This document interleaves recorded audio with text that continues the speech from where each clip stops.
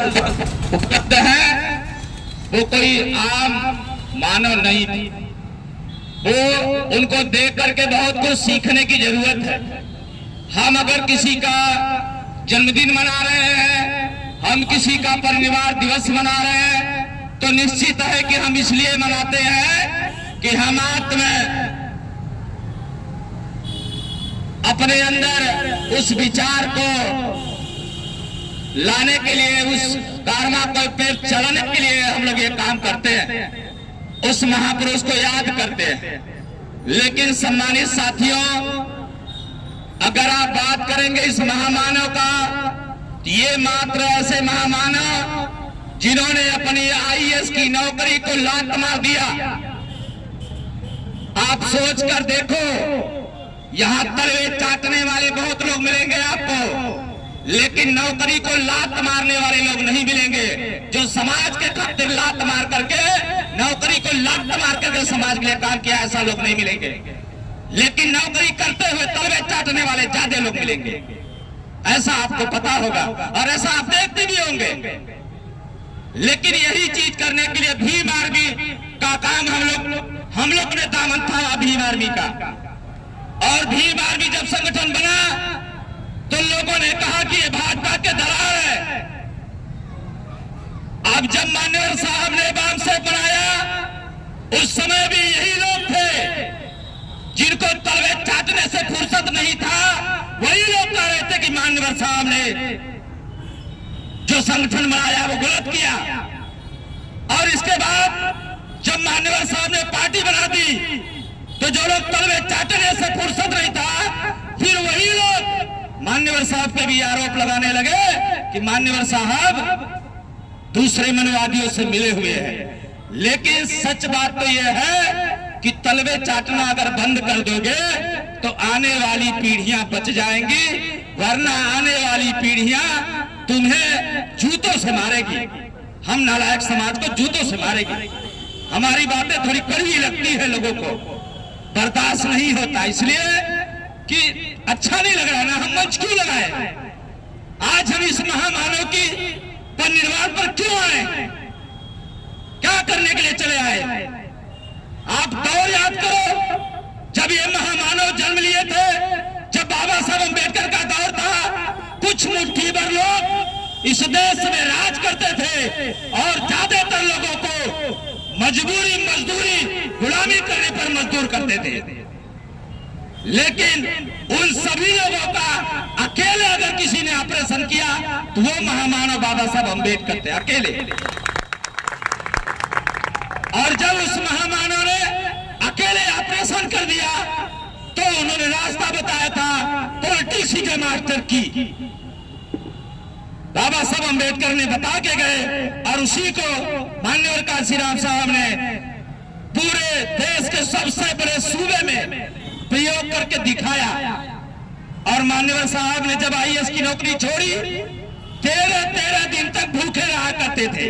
और हम नालायक लोग पेट भर खा करके और अपने घर में सो रहते हैं, और जैसे ही कोई जंती आई, चल लिए मंच साझा करने, चल लिए मंच पे घूमने। ये काम रोज का है। ये काम अगर रोज नहीं करोगे तो आने वाली पीढ़ियां कहेगी कि जो हमारे पूर्वज थे वही लोग नालायक थे। हम लोग इस पूर्वज को मना लेते हैं, उनकी हम जयंती मनाते हैं, उनका परिवार मनाते हैं, के मौके पर इकट्ठा होते हैं, लेकिन हम लोगों को कोई इज्जत से देखेगा भी नहीं। इसलिए अभी भी समय, और अगर तलवे चाटने से फुर्सत मिल जाए तो मैं निवेदन करूंगा कि चलो गांव की ओर, जहां ज्यादा से ज्यादा गांव में लोग रहते हैं। इस जनपद की अगर बात करो तो 75% लोग गांव में रहते हैं। और गांव की तरफ जाओ तो गांव के लोगों को कुछ पता नहीं है कि आज क्या है।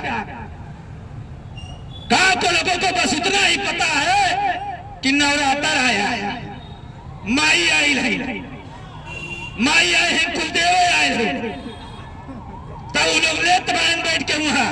और हम नारायण लोग पता नहीं क्या कर रहे हैं। तो चलो गांव की ओर और करेंगे हम लोग काम, और करना है तब आओ, नहीं तो भीम आर्मी में तलवे चाटने वालों की जरूरत नहीं।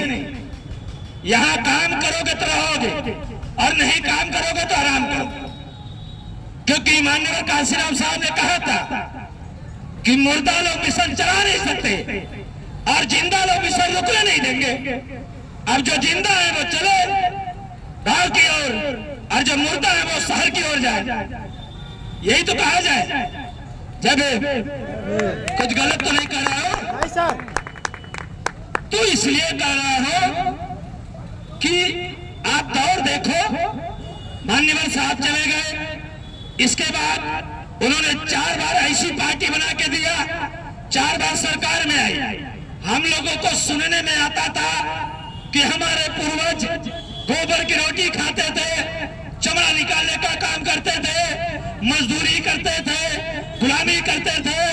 लेकिन आज वो आपको देखने को भी मिलता है। हम लोग जिंदा हैं, लेकिन हम ही लोगों के सामने, हम ही लोगों की जानकारी में, हम ही लोगों के जाति के लोगों को ये चंद मुट्ठी भर लोग पेशाब पिलाने का काम करते हैं, और हम पैसे वालों को, हम नौकरी वालों को शर्म तक नहीं आती। लोग पेशाब पिला देते हैं और मार करके, हत्या करके फेंक देते हैं, बलात्कार कर दे रहे, कुछ नहीं हो रहा है। और ये गोगी बारी सरकार, इसका तो कुछ करना नहीं। ये तो बोले हम गरीब हैं, झोला उठाएंगे चले जाएंगे। फकीर है भाई, करोड़ों का सूट पहनता है, फकीर आदमी है। जब तो साथियों, हम लोग जिस महामानव की परिनिर्वाण के मौके पर मौजूद है, मैं निवेदन करूंगा, चूंकि ज्यादा कुछ नहीं बोलना चाहता, और बोलने के लिए रोज हम लोग काम करते हैं गांव की ओर। लेकिन अब ये भी याद रखें, हमारे जो पदाधिकारी यहाँ मौजूद है उनके लिए, जिस गांव में मीटिंग हो गई, अगर उस गांव के लोग नहीं आते तो स्वयं की जिम्मेदारी वही लोग समझ लेंगे। जैसे हम लोगों के पास आए दिन फोन आता है, भैया हमारी हत्या हो गई, भैया हमारे लोगों को मार दिया, भैया हमारे लोगों को पेशाब पिला दिया, भैया हमको गोबर खिला दिया, भैया हमको नाले में फेंक दिया, भैया हमको ये कर दिया। तो भीम आर्मी के लोग लाठी और डंडे लेके पहुंच जाते हैं। भीम आर्मी का झंडा और डंडा दोनों मजबूत है। ये बात मैं नहीं कहा, ये बात माननीय काशीराम साहब ने कहा था। झंडा छोटा हो लेकिन डंडा मोटा हो। क्यों कहा था? ये सामंती सोच रखने वालों को ठीक करने के लिए, इनका इलाज करने के लिए कहा था कि डंडा मोटा रखना। अब जब हमारे बाप दादाओं ने कहा है कि डंडा मोटा रखना, तो हम छोटा क्यों लेके जाए? है या तो डरो कि भाई हमारी नौकरी खतरे में पड़ जाएगी। अरे नौकरी कर रहे तो चमचागिरी कर रहे। ढेर सारे नौकरी वाले हम लोगों से परिचित है, कहते भैया तुम लोग अपना झंडा इधर मत लगाना, हमारी नौकरी खतरे में पड़ जाएगी। अरे नौकरी है, मिली है, कोई किसी की गुलामी नहीं करे ना। एक बार नौकरी मिल गई, किसी की माँ ने दूध नहीं पिलाया जो नौकरी छीन लेगा। व्यवस्था है, कोर्ट है, कानून है, कौन छीन लेगा? और अगर छीनता है तो बुला लो बीमारी वालों को, फिर बताएंगे कौन छीनेगा। या तो वही रहेंगे या फिर हम रहेंगे। भाई देखो, सीधी सी बात है, जो लोग अभी आप ही लोग कहावत करते हो कि लातों के भूत बातों से नहीं मानते। मान्यवर साहब ने बहुत कुछ कहा था। मान्यवर साहब के समय एक नारा चलता था बहुत तगड़ा, हालांकि वो नारा मैं यहाँ नहीं करना चाहता, न माहौल बिगड़ जाएगा। ठीक है, आप लोग जानते हैं। जब तो साथियों, मान्यवर साहब के मिशन मूवमेंट को चलाने की जिम्मेदारी भीम आर्मी के लोगों ने अब ले ली, और अगर ले ली है तो फिर चलो गांव की ओर, और अगर नहीं चलोगे तो एक आध हफ्ते 15 दिन बाद हम लोग सड़क पे निकलेंगे, और सड़क पे निकलेंगे तो जो जिंदा होगा वही हम लोगों के पीछे आ जाएगा, और जो मुर्दा होगा अपने घर पे जाएगा। हम यहाँ मंच पे बैठे ढेर सारे लोगों को, हमने अपने लोगों को देखा मुस्कुराते हुए चले गए। उनको शर्म आ रही थी, शर्म इसलिए आ रही थी कि यहाँ आएंगे तो बिरादरी ने पता चल जाए है। अरे कहीं भी रहोगे, जो तुम्हारी हैसियत है, जो हम लोगों की जाति में डीएम है, उसकी हैसियत कुछ नहीं है इस सरकार में, तो तुम्हारी कौन सी हैसियत है?